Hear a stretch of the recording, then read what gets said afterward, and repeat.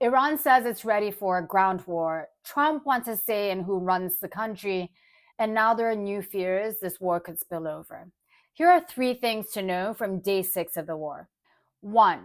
Now, there have been lots of questions about whether the US will send in ground troops into Iran. The White House hasn't said it will, but it also hasn't ruled it out either. In an interview with NBC News, Iran's foreign minister was asked about this, and this is what he said. President Trump has not ruled out boots on the ground in Iran. Are you afraid of a U.S. invasion in your country? No, we are waiting for them. You are waiting for the U.S. military to invade, the ground troops? Yes, because we are confident that we can confront them, and that would be a big disaster for them. We were ready for this war even more than the previous war. So you can see, the quality of our missiles, how much they are upgraded after the last war, because we learned lots of lessons.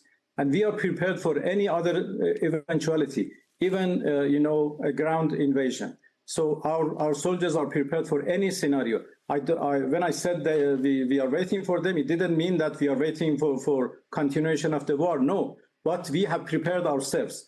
Again, this is a regime that feels like it doesn't have any options left.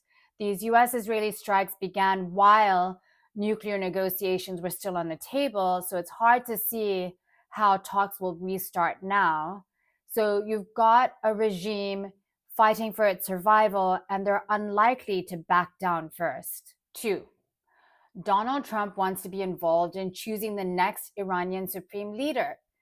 He was speaking to Axios, and he said, I have to be involved in the appointment, like with Delcy Rodriguez in Venezuela. Now, the White House has gone back and forth on this regime change issue. At the start, Trump repeatedly asked the people of Iran to rise up against the regime.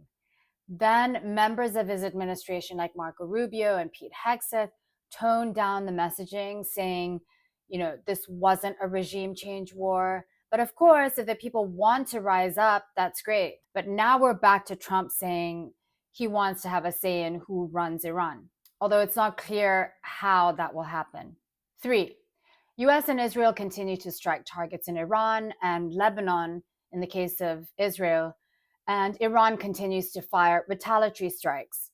One incident I want to point out, which raises the concern of a spillover. Azerbaijan says it's preparing retaliatory measures after it said Iranian drones hit a school and an airport in the country, leaving 4 people injured. Iran's denied targeting Azerbaijan, but just to give you a bit of background on this, Azerbaijan has no known US bases there, but there's been tension between the countries for a while because Azerbaijan is a strategic partner for Israel. It buys tons of Israeli weapons. Israel imports tons of Azeri oil.